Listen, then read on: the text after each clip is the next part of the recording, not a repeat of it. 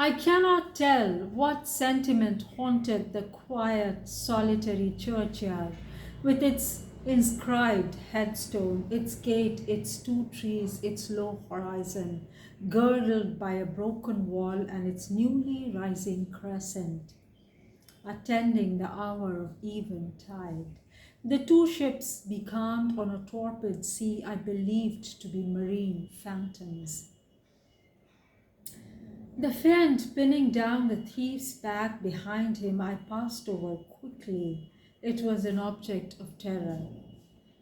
So was the black horned thing seated aloof on a rock, surveying a distant crowd surrounding a gallows. Each picture told a story, mysterious often to my enveloped understanding and imperfect feelings, yet ever profoundly interesting as the tales Bessie sometimes narrated on winter evenings, when she chanced to be in good humor, and when, having brought her iron table to the nursery hearth, she allowed us to sit about it, and while she got up, Mrs. Reed lace frills and crimped her nightcap borders, fed our eager attention with passages of love and adventure taken from old fairy tales and older ballads, or as a later period,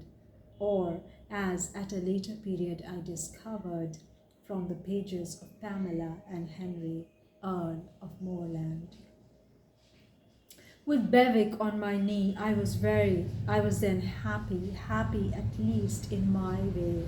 I feared nothing but interruption, and that came too soon. The breakfast room door opened. "Wah, Madam Mope!" cried the voice of John Reed. Then he paused. He found the room apparently empty. "Where the dickens is she?" he continued. "Lizzie, Georgie," calling to his sisters. "Joan is not here. Tell Mamma she's run out into the rain. Bad animal." It is well I drew the curtain, thought I, and I wished fervently he might not discover my hiding place, nor would John Reed have found it out himself. He was not quick either of vision or conception, but Eliza just put her head in at the door and said at once, "She's in the window seat, to be sure, Jack." And I came out immediately, for I trembled at the idea of being dragged forth by the said Jack. "What do you want?" I asked with awkward diffidence. "Say, what do you want, Master Reed?" was an answer. "I want you to come here," and seating himself in an armchair, he intimated by a gesture that I was to approach and stand before him. John Reed was a schoolboy of 14 years old, 4 years older than I, for I was but 10, large and stout for his age, with a dingy and unwholesome skin, thick lineaments in a spacious visage, heavy limbs and large extremities. He gorged himself habitually at table, which made him bilious and gave him a dim and blurred eye and flabby cheeks. He ought now to have been at school, but his mamma had taken him home for a month or two on account of his delicate health. Mr. Miles, the master, affirmed that he would do very well if he had fewer cakes and sweetmeats sent him from home, but the mother's heart turned from an opinion so harsh and inclined rather to the more refined idea that John's sallowness was owing to over-application and perhaps to pinning after home. John had not much affection for his mother and sisters, and an antipathy to me. He bullied and punished me not 2 or 3 times in the week, nor once or twice in the day, but continually. Every nerve I had feared him, and every morsel of flesh on my bones shrank when he came near. There were moments when I was bewildered by the terror he inspired because I had no appeal whatever against either his menaces or his inflictions.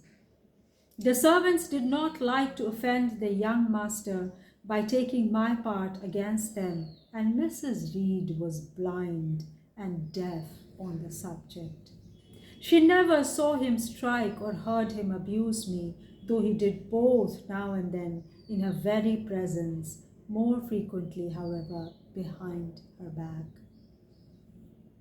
Habitually obedient to John, I came up to his chair.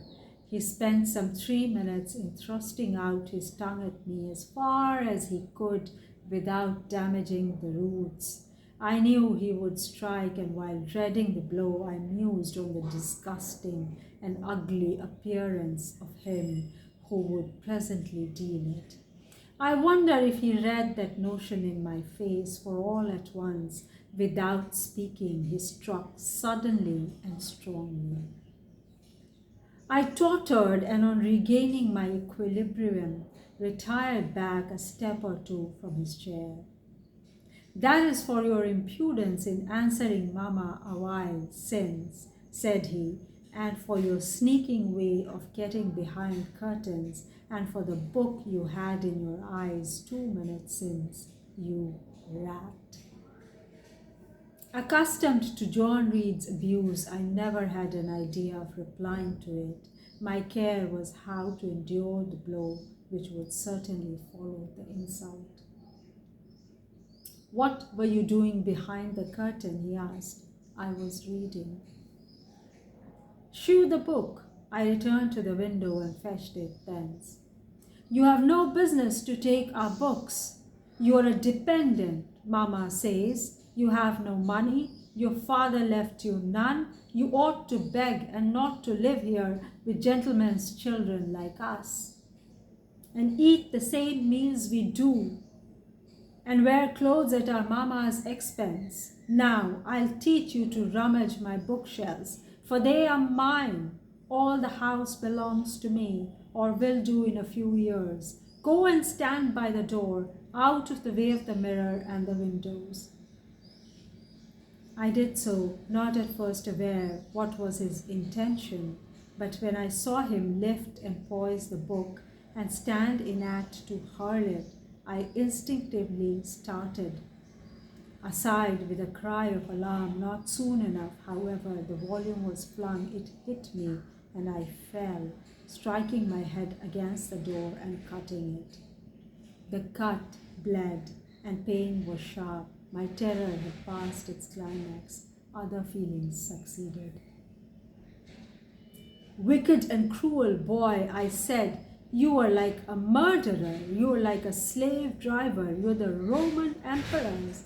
I had read Goldsmith's History of Rome and had formed my opinion of Nero, Caligula. Also, I had drawn parallels in silence which I never thought thus to have declared aloud. "What? What?" he cried. "Did she say that to me? Did you hear her, Eliza and Georgiana? Won't I tell Mamma? But first," he ran headlong at me. I felt him grasp my hair and my shoulder. He had closed with a desperate thing. I really saw in him a tyrant, a murderer. I felt a drop or two of blood from my head trickle on my neck and was sensible of somewhat pungent suffering. These sensations for the time predominated over fear, and I received him in frantic sort. I don't very well know what I did with my hands, but he called me rat, rat, and bellowed out aloud. Aid was near him. Elijah and Georgiana had run for Mrs. Reed, who was gone upstairs. She now came upon the scene, followed by Bessie and her maid, Abbott. We were parted. I heard the words, "Dear, dear, what a fury to fly at Master John! Did ever anybody see such a picture of passion?" Then Mrs. Reed subjoined, "Take her away to the Red Room and lock her in there." 4 hands were immediately laid upon me, and I was borne upstairs. I resisted all the way a new thing for me, and a circumstance which greatly strengthened the bad opinion Bessie and Miss Abbott were disposed to entertain of me. The first is, I was a trifle beside myself, or rather out of myself. As the French would say, I was conscious that a moment's mutiny had already rendered me liable to strange penalties, and like any other rebel slave, I felt resolved in my desperation to go all lengths. And further ahead follows Jane Eyre. We'll continue to read. Thanks for listening.